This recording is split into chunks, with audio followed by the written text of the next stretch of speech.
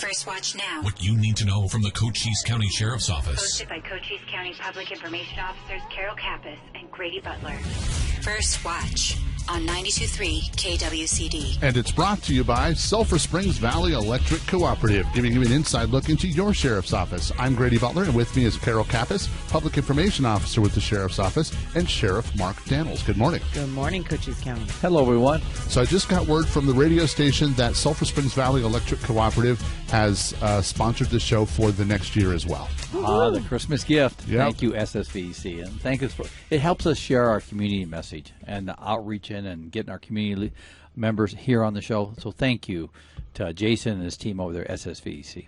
And SSVEC does a lot in our community, and we can't say enough how much we appreciate being able to do this show right here on the radio station for you guys every Friday, and it's because of SSVEC and their sponsorship. So again, thank you for sponsoring us, and we'll be mentioning them every week like we always do, but in the new year we'll say this again. Yeah, well, we appreciate them and all our community supporters and partners out there. And Grady, thank you for lighting up the screen here, because Carol and I look at that. We don't know how to do that. I mean, it's just a bunch of lights and buttons, but thank you for what you've done and sharing your expertise on that radio and that microphone with us. You bet. I love pushing your buttons, Sheriff.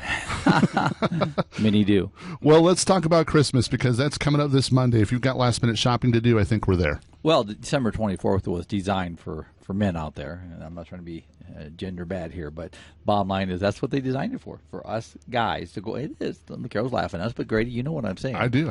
We go out there, and I've talked to a couple of guys just getting sodas in restaurants this week, and ask them if they're ready for Christmas. No. I said, well, that's why they made December 24th, for guys like us just to go out there at 8 in the morning and go and walk through a store like a zombie until we see something. It's really not a bad deal. But again, it's right on us. I mean, Christmas is here. Pretty soon it's going to be here, just in a few days. But yeah, exciting time. And you said getting a soda, you've mentioned this. So this is where you're going to find these people shopping at convenience stores, seeing if they find like the little roses or, Snickers bar, Diet Mountain Dew. Some of the best places to get those last-minute gifts are at your 7-Eleven Speedways, which is the same thing, by the way, now. Circle K's, the Valero, you name it. They got some pretty cool things if you're still looking for that unique gift. Also, Walgreens and CVS, they have some really cool gifts. It's amazing because we're traditionalists. We go to Walmart, Target, those kind of places. But those unique stores like that, where you think about sodas and snack. Look for a gift there too. You'd be surprised. And a sad time in our community for someone who was just a true inspiration and a leader, as Judy Janak has passed away.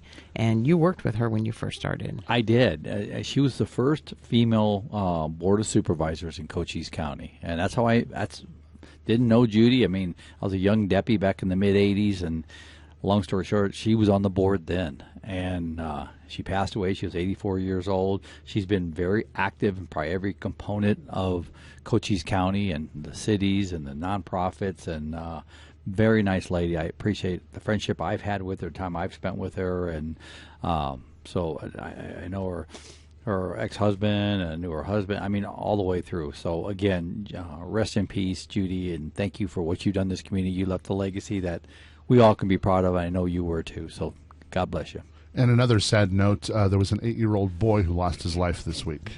Yeah, that made headlines. It's very sad. And first of all, I just want to give a shout-out to the first responders, to include my deputies and investigators that were out there. That was a tough one, I'll just say. It was a freak accident, and the fact that the people that the person that shot the little boy actually was a very close friend of the father to the little boy. So that's tough. There's an emotional drain there. I mean, but this little boy in his innocent world riding on the back of a quad, I mean, wow, just a tough one. And I know our deputies got there. They administered life-saving measures trying to save the little boy's life, and didn't happen. What an impact when you're holding a little guy like that, and then he passes. So my heart goes out to the family, it goes out to our first responders, and all involved, and truly all, because there was no criminal intent here. This was a complete accident. We'll still have a legal oversight on it for all the right reasons, but the bottom line is that this is just so close to Christmas, such a drain. And but I will say this. So earlier in the week, the little boy wanted to be a deputy. He wanted to get in law enforcement. So we've spoke to the family. We are actually putting a little thing together that we're going to present at the services next week with the little boy's name on it to the family. So again, this is a tough time. I mean, we can all relate to a little 8-year-old and the emotions that drain can come with that. So just sad times. So God bless them all there. They're in our hearts. Well, there's going to be some happiness in some children's minds now, because let's switch gears and make it happy about the Apache Christmas party. What a good time. It was. And then first of all, our Sheriff's Assist team adopted that school, a year and a half ago, Carol, or something like that. And so they go out there and spend a lot of time. This is truly a one-room schoolhouse. Yes. I was going to say one horse. Room schoolhouse.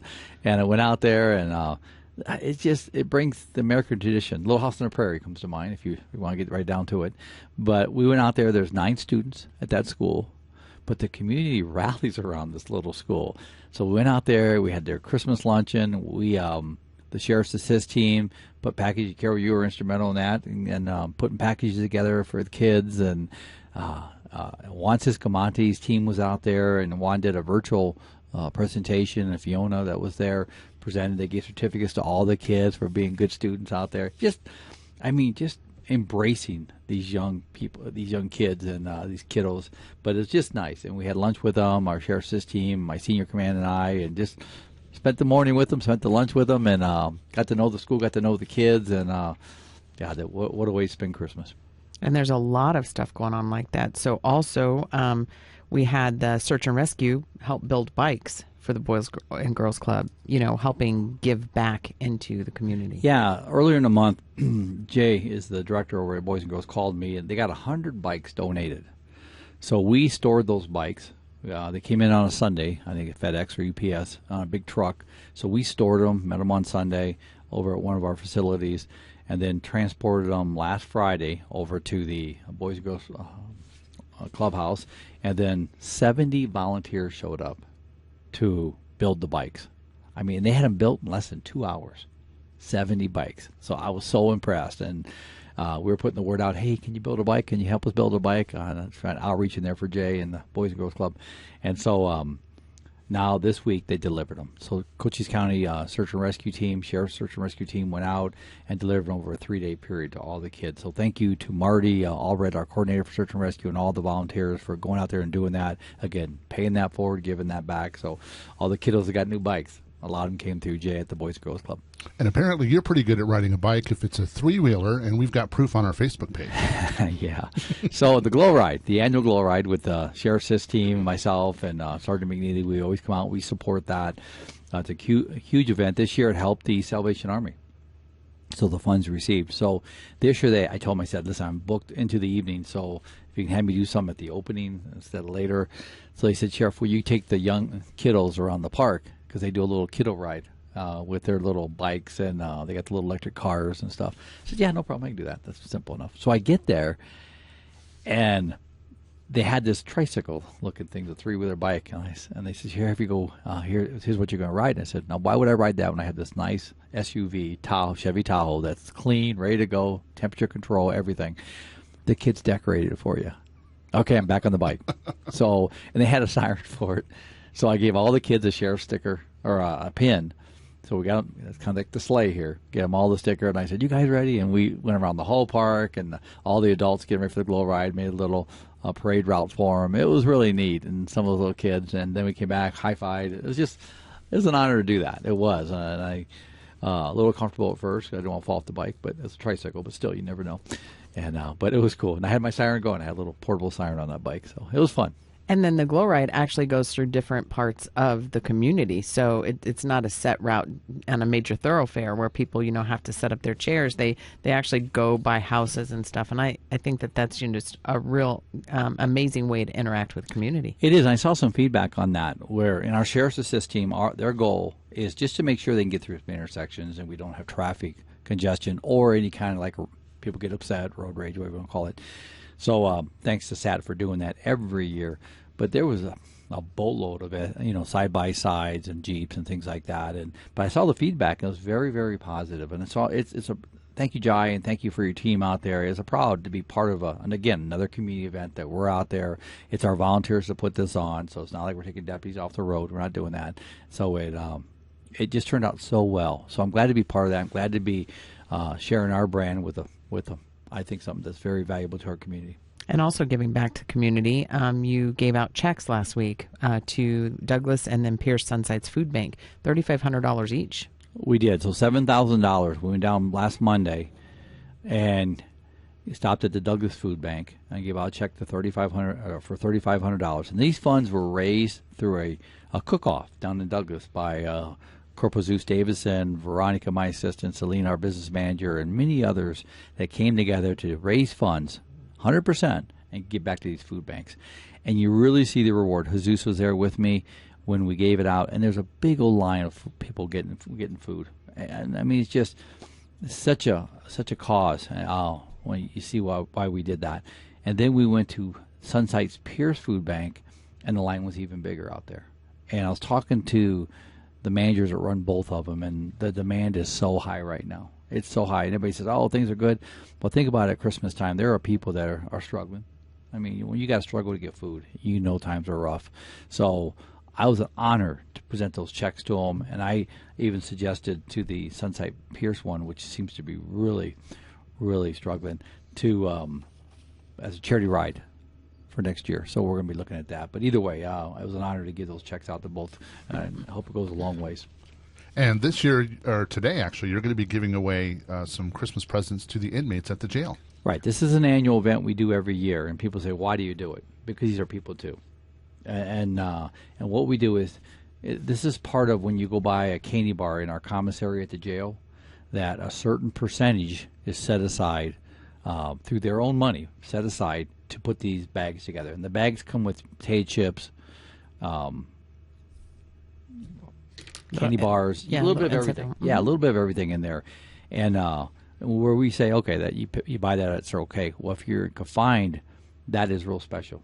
Having something like that is special. So we give out like 300 and some bags to each inmate in the jail. And in the years I've done this, I had one inmate tell me, I can't take that. It's a code thing. And because, he's an inmate.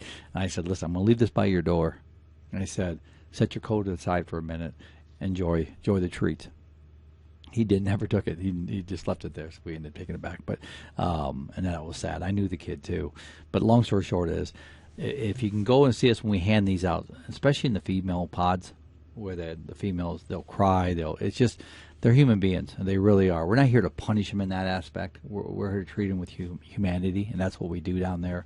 And so I never miss this one. We'll do that this morning here, mid-morning, to go out and present 300 gift bags. But I just want everybody to know, it's not your tax dollars. Don't send us a social media post saying sheriff gave out. No, that's not the case. They're actually paying for their own snacks and little bags. But again, I enjoy doing that.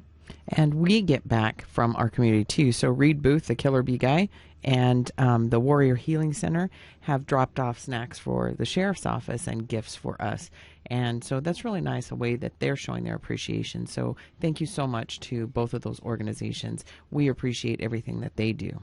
And we've had some people that have actually dropped off some coffee, some cookies, things like that over the week too.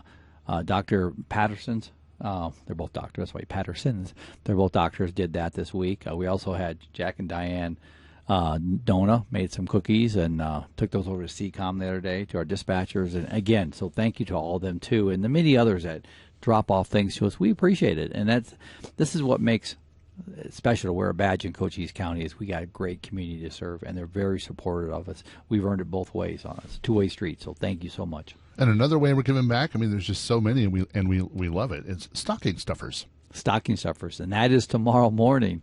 So I think almost 700 kiddos that we're going to be delivering in the morning to take to these homes. So search and rescue will be out there at the sheriff's office, sheriff's assist team, Mayor McCall and Ramona's wife and myself and Nikki, a whole bunch of us are going to be out there taking gifts, and we'll get them all out by noon tomorrow, but we're going to go to every house and drop off these gifts. Stocking Stuffers is a program of Just Kids Inc. and San Pedro Kiwanis.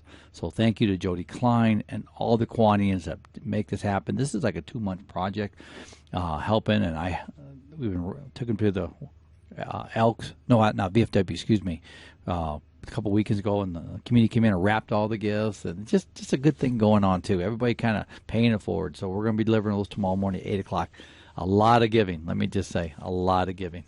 And some of the things that are taking the focus away from that too is, let's just do a border update. So you had a roundtable with Juan Ziscamani. We did. Juan out of session, and I'll hit on that in a minute, but he asked for a roundtable. So it was represented by Santa Cruz County Board of Supervisors. God, I'm not working today here. Graham County supervisors, some mayors, myself, just Chris Heiser, police chief from Sierra Vista, just a bunch of us in the room. Melanie from the Service Chamber of Commerce hosted it. And so it was a good roundtable, and we talked about this border. This border's not getting better. If you want to argue politics, that's one thing, but you can't argue the stats. They're non-political. And I'll just say this. I was in this update, and I got some more information yesterday. People will probably wonder, so since May, post 42, since May in that era till current times, people have asked how many buses have come to Cochise County to take the street releases, or the people that have been processed and released by Border Patrol out of Cochise County. The answer is 650 buses have been to Cochise County, paid by the state of Arizona, to bring them out. Now that equates to over 30,000 people. So you look at that just in Cochise County. If those buses weren't coming, that's why we have that relationship with the state right now. If we don't have that relationship, that's 30,000 people that are going to be looking for some kind of resources in Cochise County, or a way to get out of Cochise County, however you want to look at it. So again, thanks to the state of Arizona for doing what they're doing right now. 650 buses, and shame on the federal government for what they're doing right now to our borders, not just Cochise County, but all of it when it comes to the lines and we're just, I think it's anything in life. When you look at an organization, is it manageable? Nobody can say this border is managed properly right now, because it's an open border. Anybody comes across, they get in line, and seeing the stories and seeing what's going on, it's not working. And we've been pushing the White House, national sheriffs. We still have no word back from them. And Ziscamani, or Congressman, to be respectful, we had a good roundtable with him. He agreed on that. We also had a meeting with Senator Kelly yesterday. Arizona sheriff prompted that meeting, saying, "Hey, you got to meet with us." We did a virtual meeting, and I'll just say this, pretty direct. I was, and I even made a comment. I said about this is by design. I mean, we can't sit back and say, "Wow, what's going on the border?" I mean, look at this thing that happened last night. This ain't like an accident we were talking about here, or something like that just happened overnight. This has been planned, well designed. This is the intended consequences. So, and I made a comment to him too, and I'm just going to say it on this radio. I said it on national media yesterday. Congress should be in session until this is fixed. They truly should be in session until it's fixed. Now, Senator Kelly did say, "I agree with that, Sheriff, but you're here." They don't go back till January 8th. So between now and January 8th, local and state law enforcement and community leaders will be trying to do everything they can to solve a problem we didn't create. There's something wrong with that. And one of the ways that they're addressing it is you made contact with the governor's office and to Governor Hobbs, and the National Guard have been assigned. So, yeah, about a month ago now, it's been 3 weeks to a month ago, I put a request in to have National Guard at our jail. We need help. We need help in our jail. The border crimes that have been booked in our jail are just record highs for us. I don't ever remember being this high. And so we've asked for help to bring National Guard back here. It's been in discussion up and down, and been keeping the pressure on that. But long story short is, as you saw, the governor is releasing National Guard to come down. She's primary focus is economics for Lukeville and getting the ports open up, but also humanitarian, and I support both, don't get me wrong. Mine is public safety. Mine is a public safety lane that I'm in, and that is to get that help in the jail. So we're waiting for confirmation, official confirmation, but we're also waiting for the numbers. We've been going back and forth with the governor's office and the state working out those numbers. So I'm hoping, I know it's Christmas next week, but we can all sit back and enjoy Christmas, but we got a job to do right now, and that is to get our communities and get some resources down here. So, and I keep saying this too, and I might as well say it on this show too, the border is going to become a money pit. It already is. Either we fix the problem or we keep pouring money into it. That there is no end game here. So we got to fix the border and secure it. Bottom line, I keep saying that too. And your safety message of this week has to do with firearms. Well, it does. I mean, we gave you the horrific and very, very sad story of a little 8-year-old. Folks, I'll just say this, and this is, granted, we have the story to relate to, but don't take it and read too deep into this. But if you're going to be shooting a firearm, know your backdrop, know your surroundings, and just be very, very careful. I'm a big Second Amendment guy. Don't get me wrong. Don't read that wrong. But responsibility comes with a firearm. It really does. And respect comes with a firearm, too. So please be careful out there. I mean, these are sad stories for all involved, and if something does bad happen. So please be very careful. And specifically 22 caliber, even pellet guns. Yeah, this was a 100-yard shot. So you got to figure 100 yards is a football field. So people think, well, it's a pellet gun, 22 pellet type rifle. Man, they got a lot of velocity. And so, yeah, don't underestimate a BB pellet gun or those 22s. Everything else there's no kick to it. The velocity which is the speed of that round, is huge. Well, before you go, it's going to be Christmas on Monday. What is your Christmas message this year? Simply put, we've had a long year. There's no doubt about it. We've had a long year. Politics is ugly no matter how you look at it. A lot going on, a lot of challenges out there. All I can say is this, and as Carol and Grady, first of all, let me just say thank you to both of you guys for putting this show on, and all you guys do at the Sheriff's Office. And I mean, you've earned the positions you're in, and I'm so proud of the men and women I have at the Sheriff's Office that just go out every day and just put that face on and go out and serve the people. But second to that is thanks to the community that supports us and the blessings that you've given us and the blessings you've given me is to be the sheriff. And I spent some time, and I'll just say this, with Colonel Brendan Deaver this week. He's the MI battalion commander. I probably didn't say his title right, but he oversees all the MI on Fort Huachuca. It's unique to have a colonel back home, but he's here, and so we spent the day together this week, went out and took him down to his dad's training center that we named after him. And I got a picture of him next to the training center, the little monument we put together. But it was just nice reflecting on some of the past. And I would ask everybody, count your blessings. We all have them. I mean, I know some people, be your best friend. I always see people beating themselves up. Be your best friend. Give yourself a hug if you have to. But Merry Christmas to everybody, and thank you for all you do for us. Well, Sheriff Mark Daniels, Merry Christmas, and thanks for coming and talking to us today. Merry Christmas to you, Grady and Carol, and thanks to you, everybody. And Carol, who do we have coming in next? We have Miss Sarah Pacheco from Peach's Pantry. First Watch on KWCD Country. It's brought to you by Sulphur Springs Valley Electric Cooperative. It's First Watch Now. Hosted by Public Information Officer Carol Kappas and Grady Butler. On 92.3 KWCD. And it's brought to you by Sulphur Springs Valley Electric Cooperative. And Carol, who is our next guest? Well, we have Miss Sarah Pacheco from Peach's Pantry. Thank you so much for coming in today. It's like a great day for you to be here. Yes, it's beautiful outside, raining finally. Yes. I know. Fingers crossed. All right, Peach's Pantry. First of all, before we get into this really cool event you have coming up, we want to know what is Peach's Pantry? What do you guys do? So Peach's Pantry, we're essentially a food bank, but we focus on feeding kids in our community. We serve kids across, right now we have 25 partners that are either schools or nonprofits that identify kids who are hungry, mostly on the weekends, and we provide food bags that they can take home so they have a little bit of extra food in their cupboard. And you said you had maybe a story you could tell us about one of them. Give us an incident that happened. Sure. So I get these stories from mostly our school nurses. That's our main partner, our main point of contact at almost every school is the school nurse. And now I say that, and I'll have to think of one right now, but we had one where we have a student that is struggling with, her family is on disability, or she and her mom live alone, and then she was diagnosed with celiac, and so that's a gluten-free diet for anyone who doesn't know, and then that a loaf of bread for celiacs is $6, or like gluten-free bread is $6. So we have nurses that they'll tell us these things, that we have families that need gluten-free, and you know that your medical condition doesn't determine to hit you whether based on your income level, right? So it just comes when it comes. So we started providing gluten-free food to this family. It's just this, the student and her parent who's also disabled. And she said it made such a huge difference that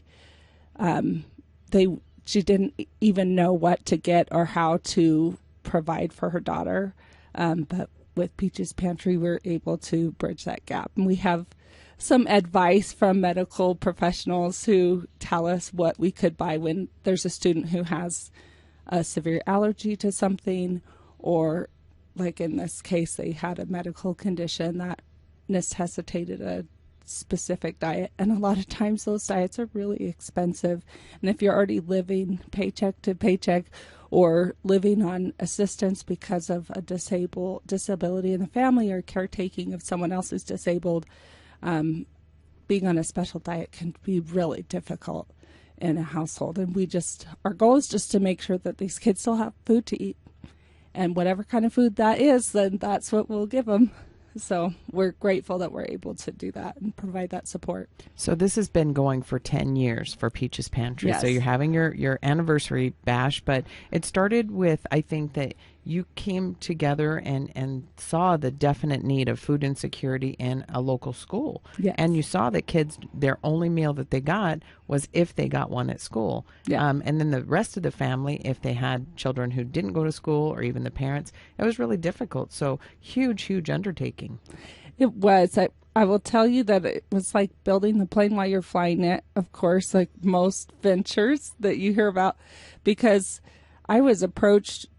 People say, why did you start this? And I tell people, well, I was asked to, honestly. I mean, you don't know what you don't know. And I thought it would be so easy. Oh, I'll just do that. That's easy. I was approached by someone in the schools who had been buying food with her own funds and sending it home with kids who she knew didn't have enough food at home on the weekends and were depending on free breakfast and lunch at school to have food to eat. And she was going to be leaving because she was pregnant and she was going to go home and be a full-time mom. And she was worried, though, what if I leave and these kids don't have food to eat? And so then she asked me, because I was the PIO at the time at the district, and she said, well, if you ask people to just donate food, then you could still send food home. I said, sure, I could do that. That would be so easy. It turned out to not be as easy as I thought, but it was definitely something that has morphed and changed over the years, and we just kept plugging away at it and trying to make it better and more efficient, and to fit the need however it needs to in the schools. I think part of the success of this program for the last 10 years has been that we allow our partners to really dictate the need. And then we are just the resource that answers that call. So I don't tell schools how to run this program in their school. I don't tell them how to identify kids in their school. They determine that themselves, and they make that determination and then just tell us, hey, this is what we need this week. And in the high school, a lot of times it's, can you send me some, feminine hygiene products? Or sometimes we have families that might be living in a vehicle or living in a situation without a kitchen. So can you send food that's pop it open and eat? Or can you send food that's only microwavable because they don't have a range top? Well, I wouldn't know any of that information if we didn't have the relationship where we just let them tell us, this is what we need, and we answer that call, Well, we're going to let you guys help Peaches Pantry in a minute. There's lots of ways you can do that. One of the ways, and so grab your pen and paper, but one of the ways is you have a fundraiser coming up, and that's going to be a lot of fun. And this is an annual event that you do every year. What is your event? So we started 4 years ago with a New Year's Eve bash, just for fun, but because at the time there wasn't a lot going on New Year's Eve, and now there is. But we're having a New Year's Eve party, and we're partying like Gatsby, like in 1920s style. We'll have music from Desert Fever. They'll be keeping it classy, and we're actually doing our New Year's toast at 10 p.m. when the ball drops at New York City. That's just some feedback we've heard over the years that they don't really care to. A lot of our guests don't care to go till midnight. So you can continue your party elsewhere, but we'll be toasting when the ball drops in New York City. We'll have some, raffles and everything, but we'll be at Tombstone Brewing Company this year in the West End, and they're providing delicious food, and then music with Desert Fever, so some dancing and a good time. And how much are tickets, and where do they get them? Tickets are $45, and they're on Eventbrite. If you look up Great Gatsby New Year's Eve or Peaches Pantry, you can also go to peachespantry.org, and we have the ticket link on our website, also on our Facebook. Excellent. And do these tickets sell out? Is there we need to get on this right away? Actually, yes. We've sold out multiple years, so we do have a capacity, at the Tombstone Brewing, so we do have to keep it to a certain number. So we have sold out in the past. We'll sell tickets at the door if they don't, but right now we're getting pretty close. Okay, so the event is coming up on New Year's Eve. Make sure you attend that. That's a great way to help Peaches Pantry. But what are other ways to help you out? We are an all-volunteer force. I am also a volunteer. I have a paying job elsewhere with this. I tell people it's my full-time volunteer job.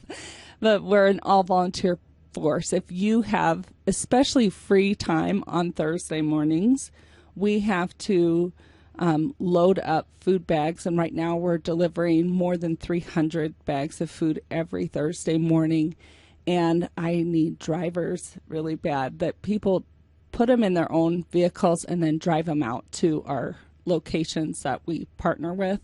Most of the time that's a school, so you're just leaving the food bags with a school nurse or at the very front office, and they get them to the kids. We don't have direct interaction with the kiddos. And so we are always looking for help, especially with drivers. We also pack our food bags on Thursday mornings for the next week, and we sort incoming food donations, so having volunteers was essential. All right. And, of course, monetary donations? Monetary donations. We have a link on our website, peachespantry.org. Always helpful. I mean, we're completely community supported. We don't run on any kind of government funding or anything. So we have to pay rent and keep the lights on and all of that. And also we do end up purchasing most of our food. And it's a good tax deduction as well. It's a great tax deduction. We're a 501c3 nonprofit. Okay, so give us all of that contact information. Include the event coming up on New Year's Eve and how to get a hold of Peaches Pantry. Okay, so our contact information is peachespantry.org or feedkids@peachespantry.org is our email. And the New Year's Eve is, of course, December 31st. It starts at 7 p.m. It's at Tombstone Brewing Company in the West End. And tickets are $45, can be found on Eventbrite, Facebook, and our website, peachespantry.org. Well, we thank you for coming and talking to us today, and thank you for what you do for our kids in this community. All right, thank you. And Carol, who do we have coming in next? We have Captain Heather Bates from the Salvation Army. First Watch on KWCD Country. It's brought to you by Sulphur Springs Valley Electric Cooperative.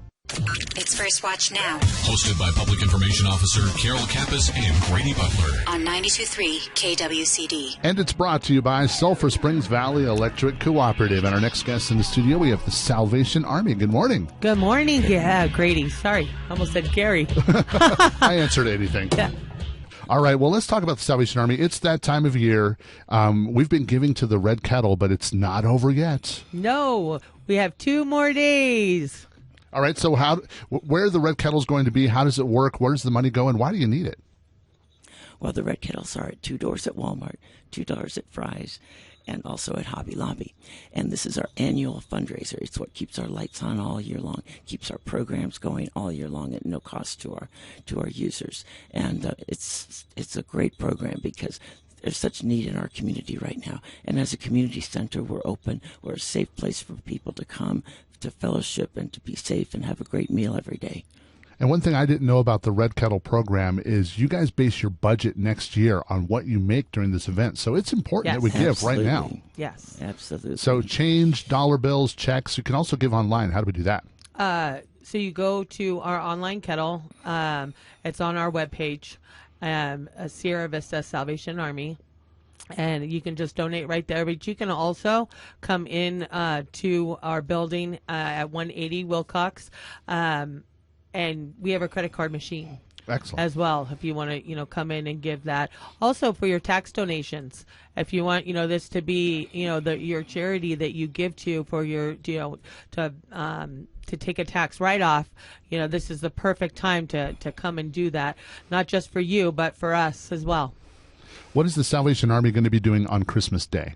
So on Christmas Day, we will be open.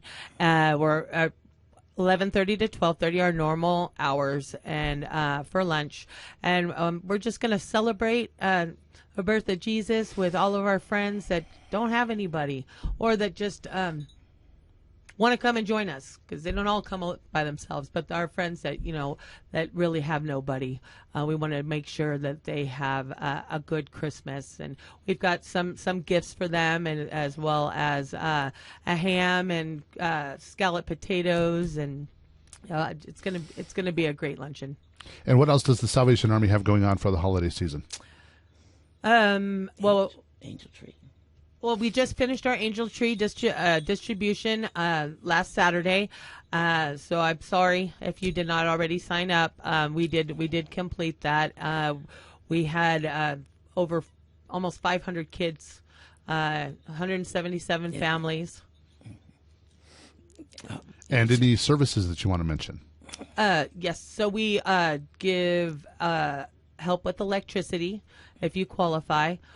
We always have food in our food pantry for dry goods. We have our 4 food box distributions, which are on the first and second Tuesday of every month. The first Tuesday, we have one in Hereford at the Country Estates Baptist Church. And the other one at the Salvation Army, and then on the second Tuesday is Salvation Army, and the third Friday we go out to Huachuca City and also do a distribution. And we're open Monday through Friday for lunch. We have Bible studies. We haven't throughout the December time because we've been busy with the kettles and the Angel Tree. However, all of our regular programs will be starting back up in January. Second Friday in January will be our New Year's party, bingo night. It's at 5 o'clock at 180 Wilcox. All right, so this is your last weekend to get in on that kettlebell ringing, so make sure you do that. I love that you guys bring the bells. That's so cool. So yes, and you can go online, and it's really easy to Sierra Vista Salvation Army, and there's a little heart on the left-hand side of the website, and if you click on that, first thing there is bell ringing. You can pick whatever time you want to go ring, and or what's available. It's only 2 hours.